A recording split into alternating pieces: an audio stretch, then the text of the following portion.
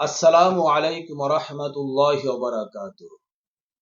পৃথিবীর সকল বাংলা ভাষাভাষী মুসলমান ভাই এবং বোনেরা, মহান আল্লাহ রাব্বুল আলামিন পবিত্র কুরআনুল কারীমের সূরা মায়েদার 51 নং আয়াতে কারিমায় ইরশাদ করেন, বিসমিল্লাহির রহমানির রহিম, ইয়া আইয়ুহাল্লাযীনা আমানু লা তাত্তাখিজুল ইয়াহুদা ওয়ান নাসারা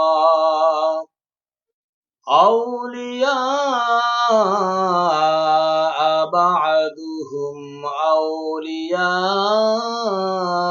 বা'দিন ওয়া মান ইয়াতাওয়াল্লাহুম মিনকুম ফাইন্নাহু মিনহুম ইন্নাল্লাহা লা ইয়াহদিল কওমাজ জালিমিন। অর্থাৎ, হে মুমিনগণ, তোমরা ইহুদি এবং খ্রিস্টানদেরকে বন্ধু বানিও না। তারা পরস্পরে একে অপরের বন্ধু। তোমাদের মধ্যে যে ব্যক্তি তাদেরকে বন্ধু বানাবে সে তাদের মধ্যেই গণ্য হবে।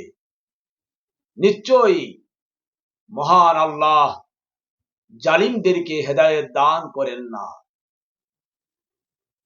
প্রিয় সুধী, আলোচ্য আয়াতে কারিমায় মহান আল্লাহ রাব্বুল আলামিন আমাদেরকে ইহুদি এবং খ্রিস্টান জাতিকে বন্ধু বানাতে নিষেধ করেছেন।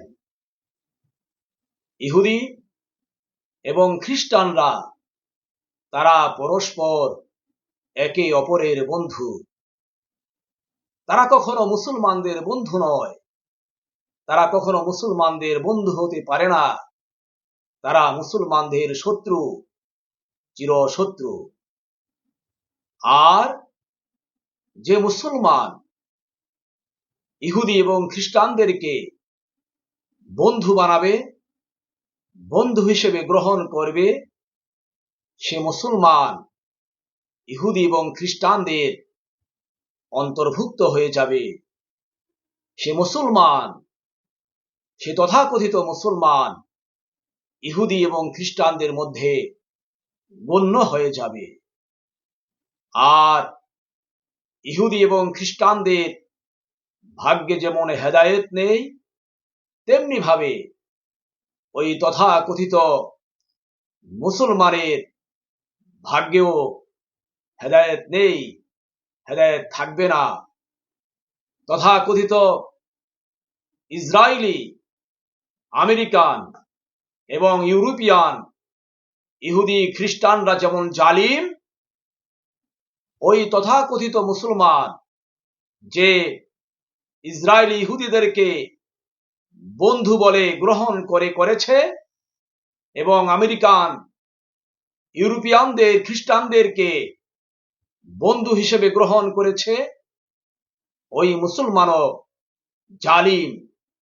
ওই তথাকথিত মুসলিমের কপালে হেদায়েত নেই, সে পথভ্রষ্ট, সে বিভ্রান্ত। তাই আসুন মহান আল্লাহ রাব্বুল আলামিনের পবিত্র কুরআনুল কারীমের এই আয়াতে কারিমা আমরা অনুধাবন করে আমাদের জীবন পরিচালনা করার চেষ্টা করি। মহান আল্লাহ রাব্বুল আলামিন আমাদের প্রত্যেকটি মুসলমানকে আমল করার তৌফিক দান করুন। আমিন।